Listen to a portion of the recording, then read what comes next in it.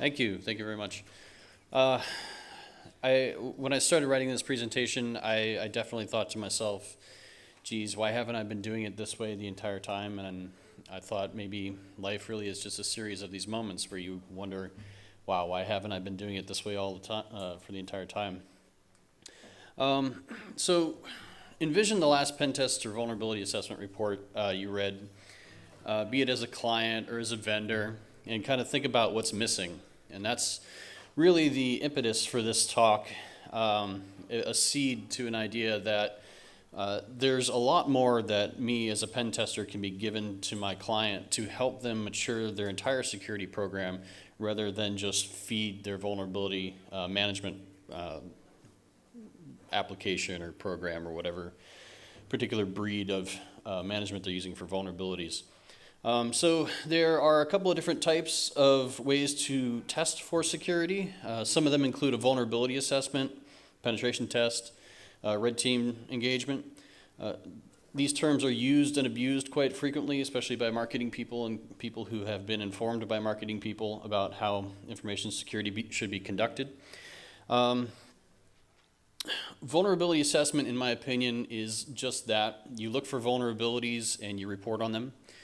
A penetration test is a vulnerability assessment plus exploitation and plus infiltration.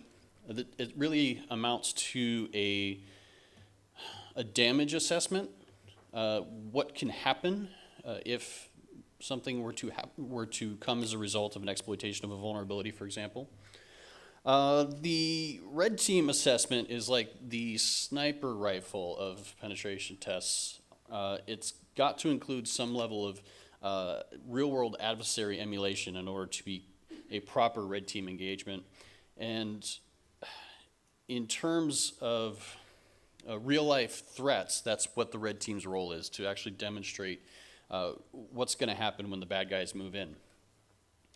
Some companies, of course, will try to sell you a vulnerability assessment, branded as a red team engagement or as a penetration test. There's no real good way to avoid falling into this trap without getting consultant resumes or talking about methodology in detail. What is your process? Unfortunately, these assessments are usually very opaque. They'll tell you, yeah, we'll do a red team assessment, or yeah, we'll do a pen test. And what they actually do when work begins is a mystery. And unfortunately, a lot of clients aren't knowledgeable enough to know the difference. And so what we end up with is a 300-page vulnerability report, and the only thing you've done is made more work for your IT guys and for your application developers, because the primary audience of a vulnerability assessment or a penetration test report isn't the security operations team. It's not the blue team. All they do is triage. They take those vulnerabilities and they stick them in different databases, open tickets, and then they get somebody else to do the hard work. Oops. Still getting used to the notion of presenters' notes in PowerPoint, so I apologize. So I was at a client, my very first gig with IO Active. It was wonderful. They gave me carte blanche. They said, here's an engagement. Go forth and make the client happy. And I did that. And we came away with all something 150 million other credit cards and domain admin, all passwords, yada yada, whole kit and caboodle. We gave them a very large report on our findings, and we had an executive briefing in their conference room, big projection screen, very expensive table, and everyone was nodding their heads and shaking their heads in disbelief. They were very appreciative of the work we did and say, okay, we're going to take all of these findings and we're going to improve our security program. I come back the next year, I do the same engagement, and I give them the same report. No improvement, still got domain admin, still got all the credit cards. Fast forward to the fourth year that I'm doing the same engagement with this client, and they're still having these problems. And it begins to dawn on me that maybe it's not just their fault that this is happening. Maybe there's more that I can do as a penetration tester, as a consultant, to give them more information and more capabilities to build their security program. So we've really reached a point in the maturity of the security industry that we are in a post-vulnerability age. We used to call this defense in depth like 10 years ago, but somehow that was just too difficult and we just never ended up doing it. So we say, okay, now vulnerabilities don't matter. Stop thinking about vulnerabilities. Focus on detection. And when doing a red team engagement, that's one of our primary objectives, is to measure the detection capability of our organization. Because if we can't protect against all vulnerabilities, we have to learn how to detect all of the behaviors or some of the behaviors, or as many as we can gather intelligence on that we associate with compromise. When we see a penetration test in progress, this is typically what it looks like. Some pen testers are noisier or sloppier than others. Some of them do a really good job. Some of them document everything, have formal methodologies, really good communicators, but that's certainly the minority of penetration testers. And again, based on the individual, that methodology can be very opaque to the client or to whoever is engaged that particular pen tester. And I've been to a lot of defensive security conferences lately, namely besides Augusta, Security Onion Con, SANS, DFIR Summit. And I've talked to a lot of blue team members, and the overwhelming sentiment towards penetration testers is that they're all a bunch of jackasses. The backlash has been primarily because they're focused on breaking, and they don't have much of the components required for helping to build in security. And there's a disconnect because all the red team wants to do is break, all the blue team does is want to build. So if they're not communicating, you end up hearing things like, oh, they're just a bunch of jackasses. We don't want to work with them because they don't see it from our perspective. So vulnerability assessments, or what you might call penetration tests, generally reach their peak utility once the organization begins monitoring adequately. So you've got a vulnerability management program, you have someone triaging and taking care of these vulnerabilities, you have scanners in place doing automated scanning weekly or however you choose to schedule it. Then you begin to collect logs, put them into your SIEM solution. You have analysts sitting in front of glass watching things happen on the network. That is when penetration tests or vulnerability assessments are just routine. And that's about the time you need to start thinking about doing red team exercises. So I was lucky enough to go into a client who had a recent infusion of security money, and they had a SOC which had probably 50, 60, I don't even remember the count now, but 50 or 60 actual people working in the SOC, which is huge for a SOC. And they were already processing billions of events per day. And this was my first insight into a truly mature and well-oiled machine of a SOC. I sat down, and I'd been hired to do a penetration test in their organization. And I started an Nmap scan, and all of a sudden my port gets turned off. And I'm confused at first, nothing is working. And I turned around to the guy behind me and said, hey, my port's not working. And he goes, oh yeah, we probably turned that off because we detected you doing a port scan. And it dawned on me that was really cool. That was like some next level stuff, right? I'd done probably 50 or 60 assessments, weeks long assessments previous to this, and that had never happened to me before. And we can contrast this from a maturity standpoint with what we would call the half security guy, usually an IT person who runs IT for a small organization, and he gets like an email every day with all of the alerts that come out of the like Palo Alto or whatever device they have doing firewall and proxy. And whether or not he reads them every day is, he'll tell the compliance people one thing, but the reality will be completely different. So the type of engagements that benefit a particular organization are going to vary pretty widely.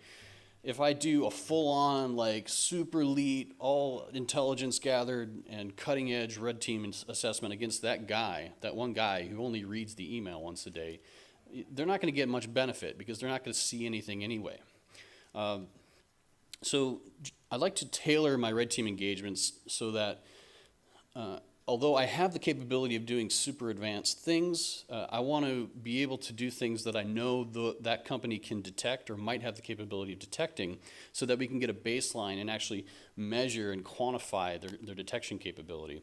And we can do this iteratively over time, so that once they're detecting Metasploit or interpreter payloads running on the network or crossing network boundaries, we can move up and say, okay, we're going to do all custom payloads now, so that you can't use AV or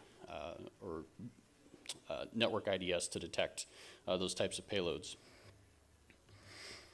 And once we get up to those organizations that have huge SOCs and well-oiled machines, then we're doing malware analysis. Then we're using cutting-edge attacker and adversary techniques in order to test their capability.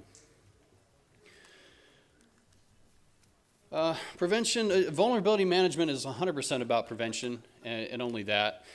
If you stop at vulnerability management, you'll never be able to address real-life threats, because, like I alluded to previously, there will always be a vulnerability. There will always be a way in. There's always going to be someone who's going to click on a link in an email and do something stupid.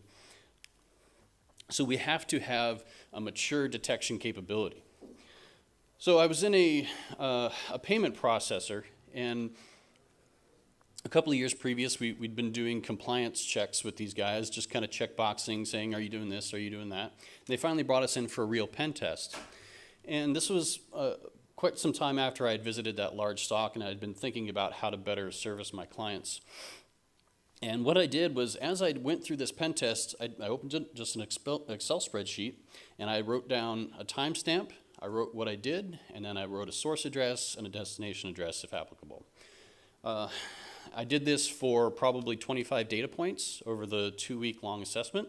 And after the end of that assessment, I gave that spreadsheet to my point of contact, and I asked him to take this list of data points and match them to everything in their logging capability. I want you to go find all of these events on your network.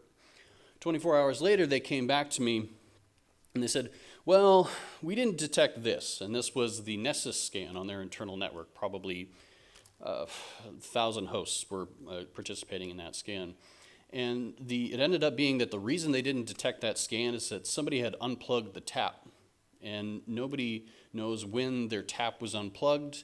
They don't know who did it. They don't know why it was unplugged. But at some arbitrary point in the past, that had occurred. And had I not gone in there and not only done a penetration test, but also told them what I had done so they could go find the activities, behaviors, and indicators that I had put out there, they would have never have known this was happening until they were potentially breached and had to go do an investigation. Sir? I do like the security engineering part that supports the blue team. Mm-hmm. My boss is the red team Mm-hmm. leader. And what I've asked him for is, before they do some of that stuff, or maybe late after they've had the systems for a while, is just use like a one-line Python to generate a GUID, and use the GUID as like the user ID and the commands they're executing. Mm-hmm. And that way I can just look everywhere for that GUID as a smoke test. Mm-hmm. Mm-hmm. That way I'm not looking for just specific socket information, which is still helpful, Mm-hmm. but then I can just search all of our logs for that GUID and go, okay, we didn't get the system logs, or it's coming in with the wrong host name, or all that makes it easier to find. Mm-hmm. Mm-hmm. Yeah, there's definitely instances where I've seen in the past where red teams, during each iteration of their testing, they'll build in an interesting snippet, like a keyword or something, or somebody's name on the blue team if they want to have some fun with it, and build that into the payload so that once the payload's finally detected, they can go back and say, oh, okay, here's the indicator, here's the hash we need to go back and look for. One sec, let's see, make sure I got here. And what I also ended up doing is I started going to defensive conferences in order to learn about how the blue team is actually operating, how they defend, what they look for, what their techniques are, what their capabilities are, so that I can go in and I can subvert those capabilities. So if I know that they're now looking for exfiltration via Dropbox, and they're looking at large Dropbox payloads, or looking for specific indicators around Dropbox, I can say, okay, I need to change it up and start uploading all of my files to Imager encoded into JPEGs or something like that.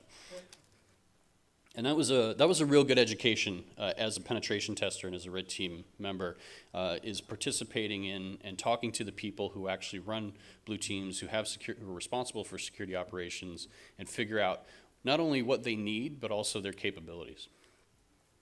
And of course, without detection, there can be no response, and that's the most critical thing that you need to take away from this talk. If you don't have the proper detection capability, if you don't iterate, if you don't constantly improve that detection capability, and that with the assistance of the intelligence and the capabilities that the red team brings, then there's no way you're going to be able to respond to an incident. There's no way you're ever going to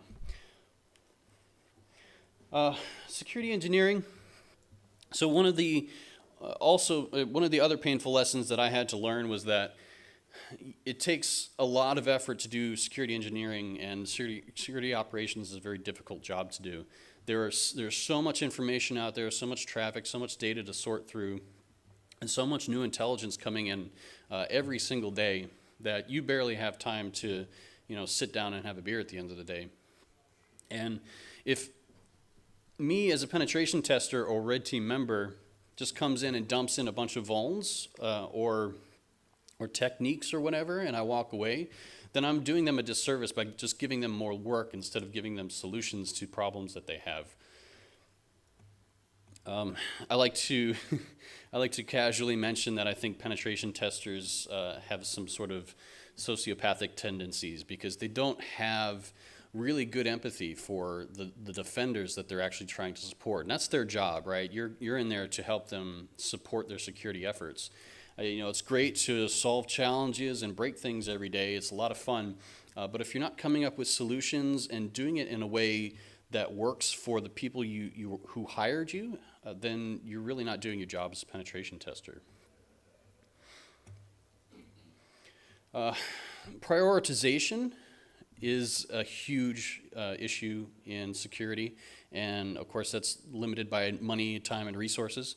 If I can't properly assess the real risk that's associated with a lot of the things that I do as a penetration tester, and I can't communicate that in the same language and with the same understanding as my client or whatever organization I'm working with, then I'm also doing them a disservice because I'm just saying, oh, you got some cross-site scripting out here, man, you could get totally pwned, and without any kind of thought to, does this domain actually matter? Is there any sensitive information here? What is the real-world impact of having a cross-site vulnerability out on our WordPress site for our press releases? Well, if I come crying wolf every time I find something like that, they're just going to start ignoring me. If I can't demonstrate that I understand their business and how their risk assessment works for the particular vulnerabilities that I'm reporting, then I'm just making more work for them and making their lives difficult. Also, automation is a huge part of security operations now, and one of the things I can do is I can tell teams how to detect things that I do automatically. I can give them advice on, say, look for these particular changes in the file system if you want to detect this pattern of behavior that these adversaries are looking for. This is something that blue teams should be doing on their own as part of their own intelligence gathering operations, but because I spend all my time doing research on adversaries as well, but I do it from the perspective of offense, I can usually offer them really good solutions to those problems that they can automate away instead of having to put something in front of an analyst and have them make a decision based on my advice.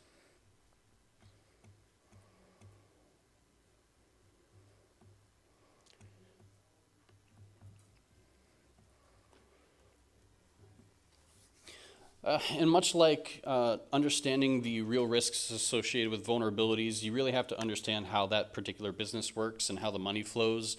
And you have to understand that everyone there that you're interacting with is there because there's a line item in a spreadsheet that has a dollar amount on it, and that's the budget that they work under.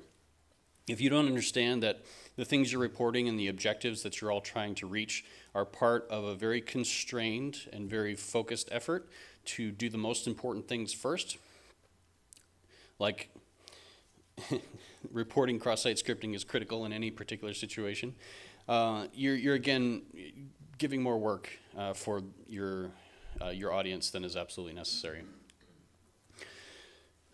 So adversary emulation or adversary simulation or attacker simulation, however you choose to phrase it, this is one of the critical components of Red Team. And we need to do evil as evil does in the real world, as penetration testers participating in Red Team. The normal path of education for penetration testers starts with, I don't know if you're still writing AOL proggies at this point. I definitely was at the beginning of my career. But the evolution of the educational process for penetration testers, almost all self-taught. You're learning from other penetration testers if you do some on-the-job training, which almost all the penetration testers that I've met have done on-the-job training, and they've learned from others. They look at YouTube videos, they read books. All these things are great sources of information, but unfortunately, every single one of them is outdated. None of them are current enough to go out and say, okay, there's some malware out here exhibiting a particular type of behavior that nobody's ever seen before. And if the only thing you do is learn from your own experience on the job or what somebody else taught you or what you read in a book, you're not going to be at the cutting edge of your capabilities in security. And adversary emulation absolutely depends on research that is current, malware analysis, people who have their own intelligence gathering infrastructures. Some of the best clients that I have internal intelligence gathering capabilities where they're actually looking for atomic IOCs on their network, which means files, file hashes, IP addresses, and when they see those things contextually, they can illuminate other behaviors that are associated with the evil guys. So, okay, I've found this CNC signature. Now I see that it's connected to a particular host and a file that I've never seen before. All of a sudden I have a new IOC or a new payload, or I find a new variant of a piece of malware. And the people who are doing this research are people that I need to listen to, that I need to talk to, that I need to be in a Slack with in order to absorb all of that great intelligence on things that are actually happening in the real world right now, and not just something that I watched on YouTube. Having grown up as in the hacker mindset and not wanting to get arrested, everything I had to do with that I was given permission for. And you have to go out and you have to study the people who break the law, who do evil. If you don't do that, your value as a penetration tester is lost at this point. As with any business, you have to be goal-oriented, or else you're just spending money and you don't know why. And the same with attackers, as such should be the red team. Red team absolutely needs to be goal-oriented. You need to focus on specific objectives. You need to look for business critical assets, and if you aren't already cataloging where important data is, where your critical assets are, then also don't do a red team assessment. Do that first. Things like credit cards, where do you store your hardware security modules, where your private certificates are, where are your production web services hosted. Those things are particular objectives for the red team, particular flags that you want to be able to offer and say, do whatever you have to do to get here. And giving a red team that kind of permission gives you the same kind of agency that a real world attacker has, and allows you to create and collect indicators at all points from the outside to that particular end goal, to that flag. It also gives you the opportunity to exercise specific policy and procedural objectives. So like if we say, okay, we deployed WAFs, organization-wide. How has this deployment impacted our resistance to infiltration? And that can be an objective of red team as well. Say, okay guys, we put in the WAFs, we want you to get around the WAFs and see how we did there. This is more of an edge case. This shouldn't be how red team engagements are done all the time, but it is one of the objective, goal-oriented things that you can do as part of a red team. The worst thing that I've seen clients do is bring me in on a network with 150,000 hosts and say, okay, we're kind of concerned about our credit card infrastructure. They're there, but I'll go in and then I'll have no scope. So the first time I go in, I'll focus on the credit cards, but I'll come back and I'll focus on infrastructure that's connected to the credit cards, and then I'll focus on the infrastructure that's connected to the thing that's connected to the thing that's connected to the credit cards, and the scope will just get wider and move further out. Not giving, and in these cases, your client is expecting you to come back with a vulnerability report. They want to know all the vulnerabilities that you detected during this process, and the problem with that, of course, is that the scope keeps expanding, and your report keeps expanding as you've scanned 100,000 hosts, and every single one of them has an SSL problem. That's a lot of time wasted, and that's a lot of effort for the IT team that's unnecessarily spent putting new certificates on printers. Tools and tactics. What changed most dramatically about the way or about the tools that I use when participating in red team engagements is not the tools themselves, but how I use them. For example, with Cobalt Strike, the default C2, the malleable C2 plugins, which is essentially how you define how communication happens between beacons. The default installation of Cobalt Strike is instantly detectable by Windows Defender. And so if you've taken no effort to go in and modify the tools that you're working with to remove particular signatures that these like a network IDS or host-based or endpoint protection is looking for, then you're being silly, because nobody in China is using Meterpreter in order to to conduct their exploits. So you have to tailor your tools specifically for stealth. You can't use Nmap to much effect anymore, because what I'll have to end up doing is scan one port at a time across multiple hosts, but only send out one packet every 30 seconds. And in order to scan a like a class B, that would take a couple of years. So you can't just say, okay, I want a dash T2 for this engagement, and then hope Nmap is doing the right thing to avoid the signature on the network intrusion detection module, or the IDS, in order to keep you safe from the blue team. You have to understand very specifically what those signatures may be, and then use the timing parameters on Nmap in order to make sure that no more than one packet every 30 seconds goes out, regardless of the other settings that you've applied to Nmap. You can use Nessus, and I've used Nessus on a red team engagement, but the sole purpose of using Nessus was to create an ungodly amount of noise on some other part of the network. So they were busy over there taking care of that problem while I was somewhere else being nice and quiet. You can't use things like vulnerability scanners on a red team engagement. And if you are responsible for buying these types of services, and your red team engagement included scans from a vulnerability scanner, ask for your money back. Excuse me. Okay, so one of the other things that I generally never did as a penetration tester is I never cleaned up after myself. I never went into the logs and removed entry. I never disabled logging capability. Never tried to tamper with anything that might leave a signature. If I didn't have a whole lot of time on engagement, I would just leave things on the hosts and tell the client, this is all the stuff I left, go back and clean it up. It sounds a bit, not very courteous, but that's just kind of the behaviors that have been built into the penetration testing process, and that we've all been used to. So the most successful breaches in recent history have been the result of social engineering attacks. I can give you a lot of examples, but I'm sure you're already familiar with them. So as a penetration tester, I've encountered lots of people who have dabbled in social engineering, or have this, oh man, I'd love to learn social engineering. But if you're working as part of a red team, either you or someone on that red team must have a lot of social engineering experience, because the first thing you're going to do when you come in and start a red team engagement is assess that organization for the people, what they're responsible for, and what the best avenue of infiltration is going to be.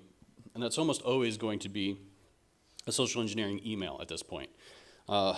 Companies have been very good at buying Qualys services to scan their external surface area, and you're going to run into a lot of problems trying to exploit organizations from the outside using vulnerable network services at this point. So Best thing you can do is, well, probably read a book on social engineering, because that's how I learned. Social engineering is very nuanced. You have to take a lot of time to think about how people interact with things like their email every day. Do they just click on every link that comes from IT at example.com? Example being their organization.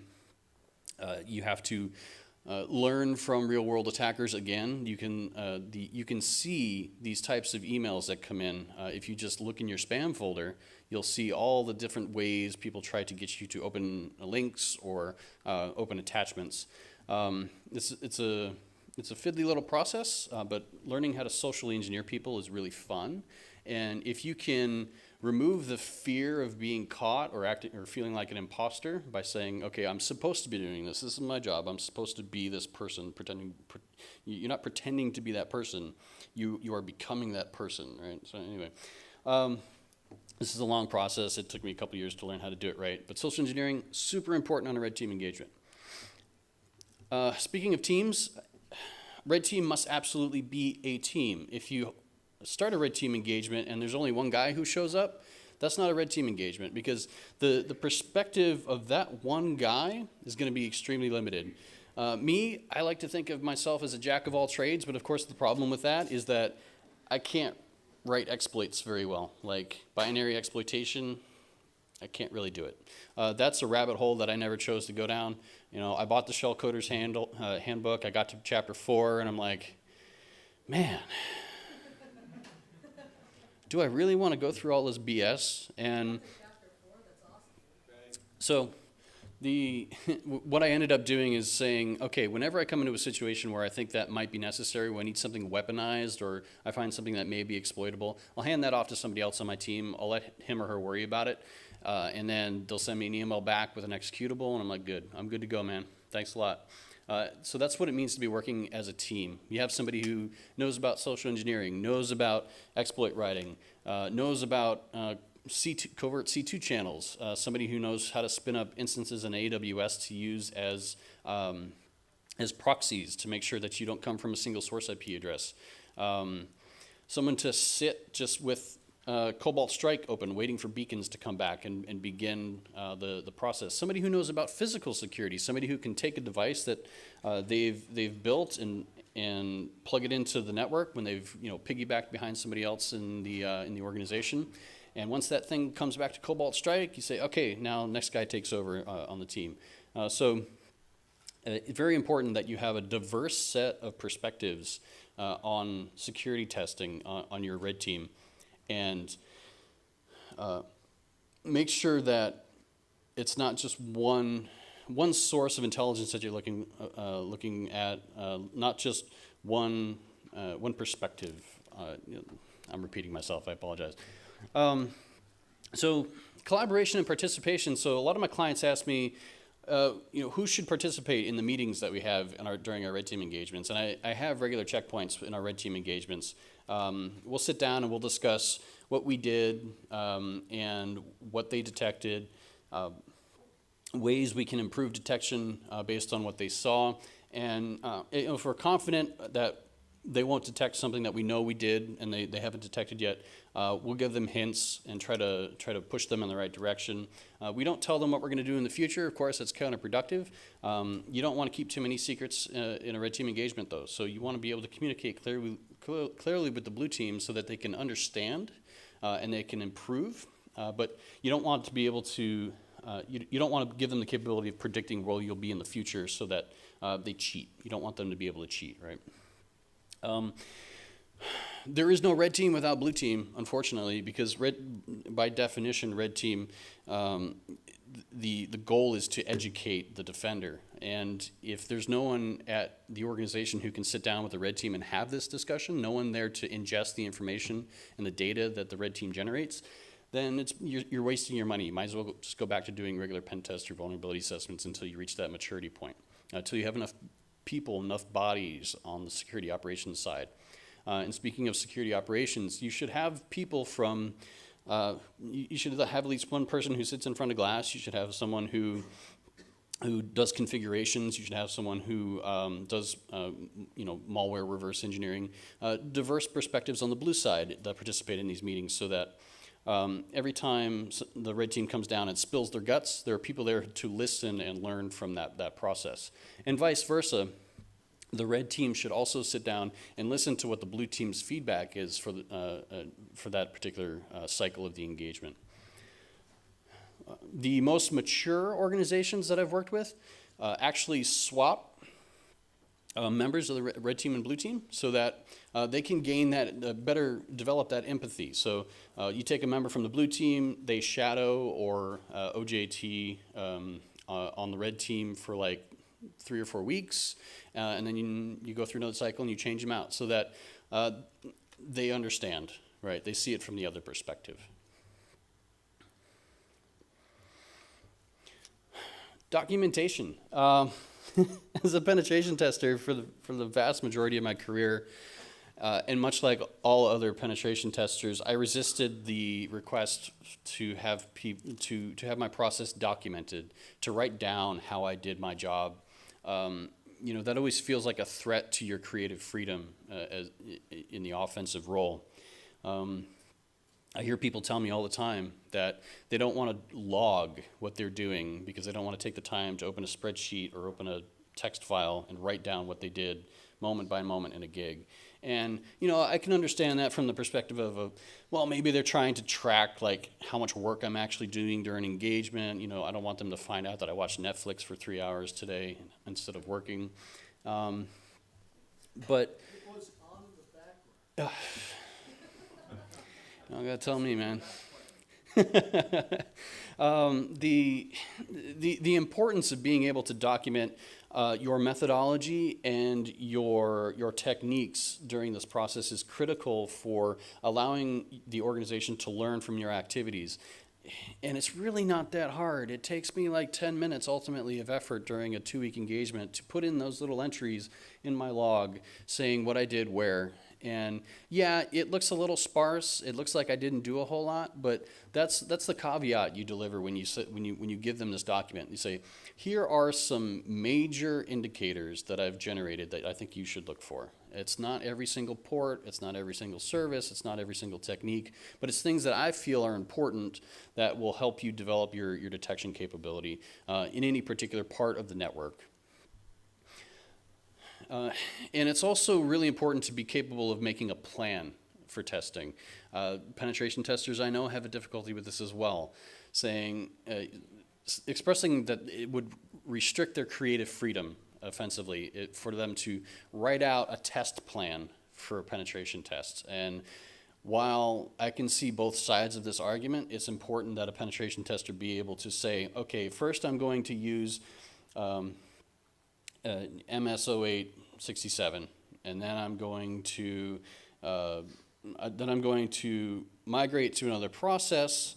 Then I'm going to attempt to do a local privilege escalation, and then I'm going to yada yada yada. Like, if you can't make test cases or test plans in that regard, if you don't even have that desired capability, then you're not going to function well on a red team, because at some point the process will become mature enough that you have to start with a plan. And if you don't start with a plan, then everyone drifts off focus, people lose sight of the goal, and you're wasting a lot of time and money doing testing.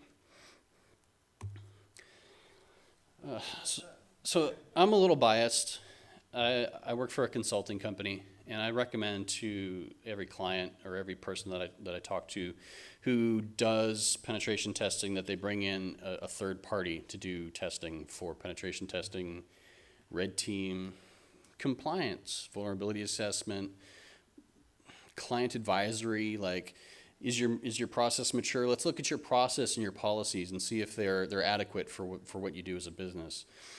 The fresh perspective of having a third party come in and look at how you do things is so valuable.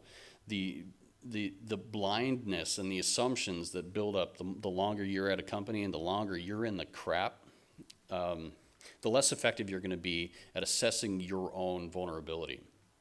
And even if it's just once a year, once or every 2 years, bring in a third-party red team to do an assessment. Have them sit down with your own red team if you have one. Have them learn from that process. Have them participate so that they can bring in fresh ideas and new techniques. Encouraging people to learn and be constantly vigilant and researching is difficult. It's even more so internally in an organization where that red team is so familiar with that environment, they already have a lot of preconceived notions about what's possible. And a lot of that is driven by their own, I struggle to use the word ignorance, but obviously if you don't know everything, you don't know everything.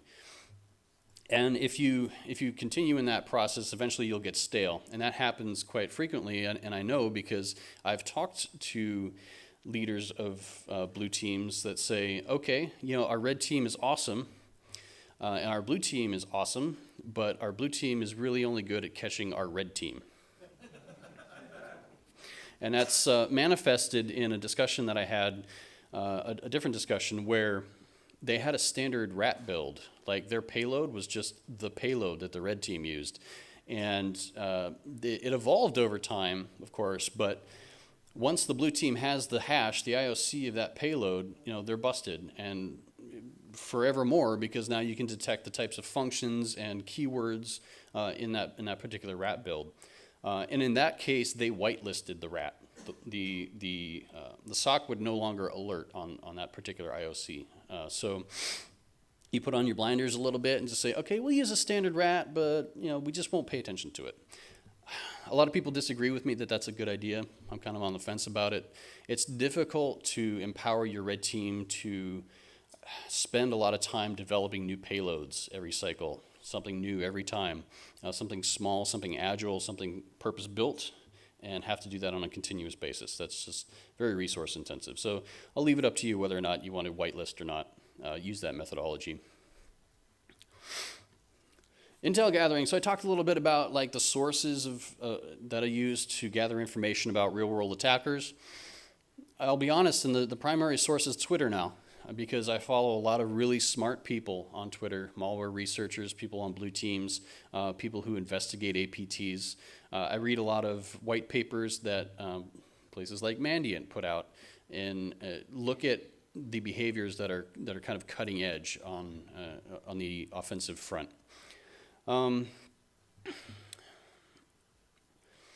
Even the government agencies, like the looking at NSA leaks. Wow, that's a really cool idea. I'm going to try that out. All of these different sources, and varies wildly. It's difficult to find one really particular awesome place to find all this stuff. So it's a constant process for me personally, spending a lot of my time going out and trying to find what's the next best thing. Where am I going to find the new techniques? Who's doing the bad stuff, and how can I learn from them? You can forget about IOCs, atomic IOCs, IP addresses, and file hashes as a red team. The only thing that those are good for is making sure that your antivirus is working properly. So if you're going to try to test the detection capability of AV or IDS, you might as well just use ICAR and just drop it someplace randomly and see if the blue team has detected it. Like, oh, I've been here for 2 days, they haven't detected me, just drop ICAR and then see what happens. Oh, ICAR's whitelisted on your glass, huh? Oh boy. Those IOCs are ephemeral anyway. They'll change day to day, and they just won't make much of a difference in the long term. Science. So I set myself up a lab at home. It's ESXi on a small mini ITX. It's got a bunch of RAM and an SSD in it. It's got 12 VMs running currently, full Windows domain, some Linux, some OS X. And I do all of my, I call them, as I've learned from somebody else, and I don't recall their name, unfortunately, shell pinatas, where I'll just test all of my techniques. And I have the vSwitch for ESXi in hub mode, which means all the traffic goes everywhere, and I have Security Onion running on that network, which means I have a monitoring infrastructure on my lab. And that allows me to look at my traffic, my patterns of behavior, the file changes from the perspective of a blue team. I'm seeing exactly what somebody else would be seeing if they were watching me do these attacks. And it allows me to tailor my attacks to reduce my footprint. So in all of this, I've learned that blue teams have ultimately a whole lot of scary access to the assets that they have under their purview.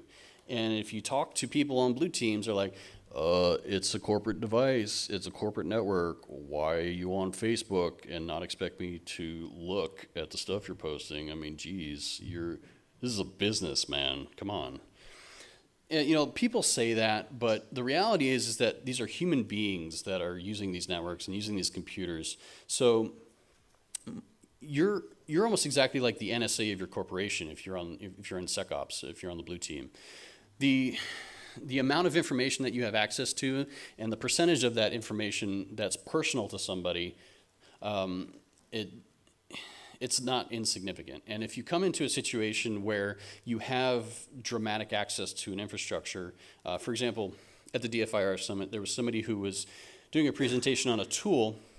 It was an agent that ran on everything in the infrastructure, right? So, and what this agent allowed you to do was to query both disk and memory in real time. So if I found the string teddy bear, and this was part of an attacker pattern that I understood, so I just typed teddy bear into this tool, and it searched every endpoint that was running Windows or Linux or OS X in the network and returned that everywhere it found that signature. Now imagine the kind of power that gives an individual if you're trying to do malice within a network, if you're curious about who's going on adultfriendfinder.com, right?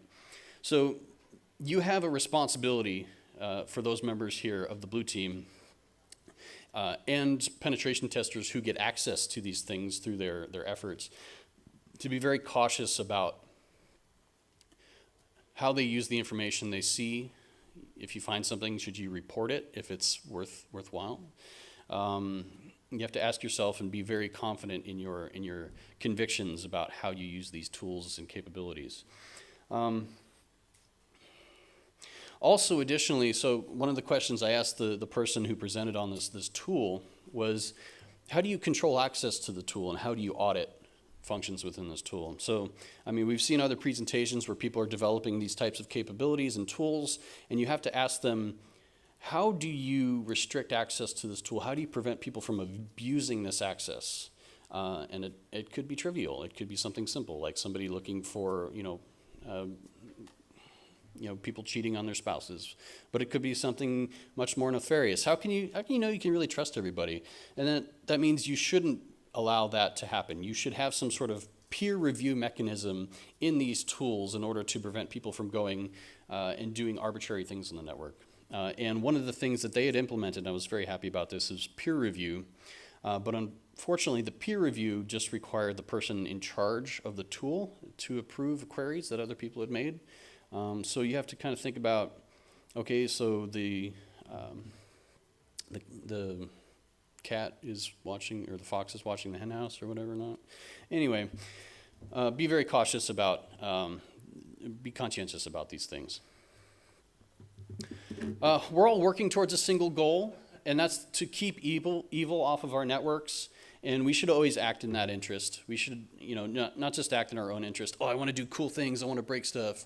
You have to remember that if you're in the security industry and if you're being paid to do security, the ultimate goal is to keep evil off of our infrastructures, and always act within that interest. Be kind, share information, and if you write a tool, try to convince your employer to open source it. That's all I have for you guys. Thank you very much for listening.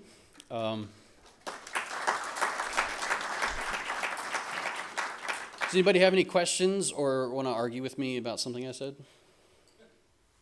Sir. You mentioned dealing with programs differently depending on maturity. Mm-hmm. How often do you run into a situation where you have to educate people on the concept of maturity and how that impacts them? So how often do I have to educate organizations on what maturity is?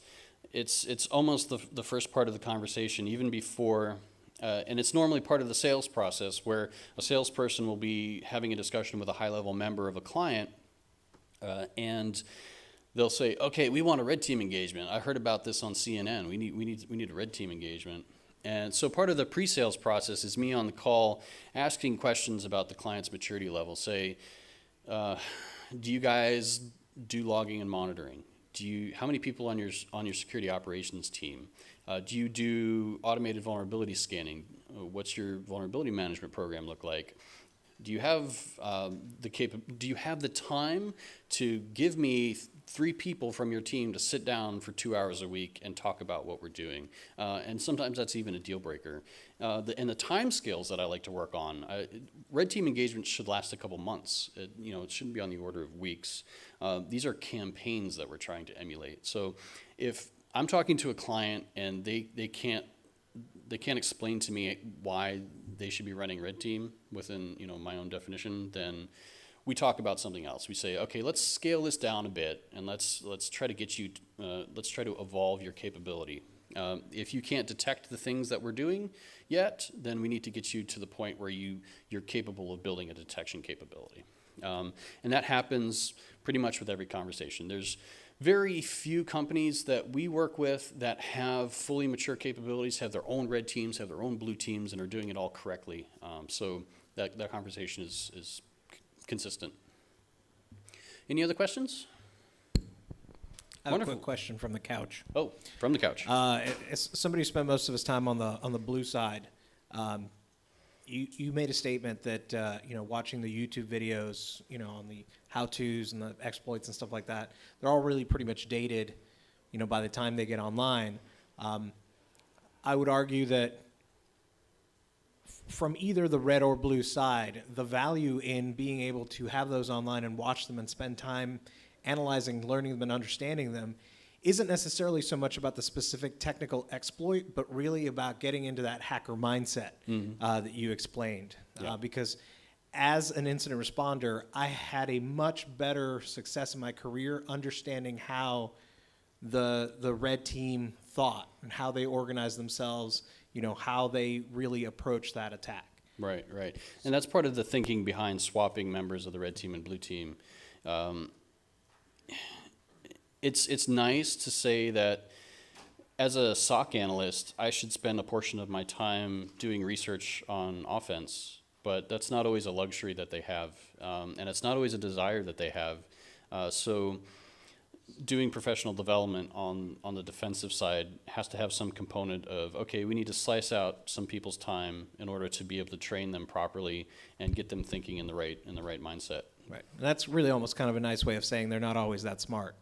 So, but it's your duty to make them that smart, right? By allowing some of that time to go spend Right. shadowing other folks. Yeah, and I mean, swapping is the easiest thing to do because it's a smaller risk on resources. It's a smaller time crunch.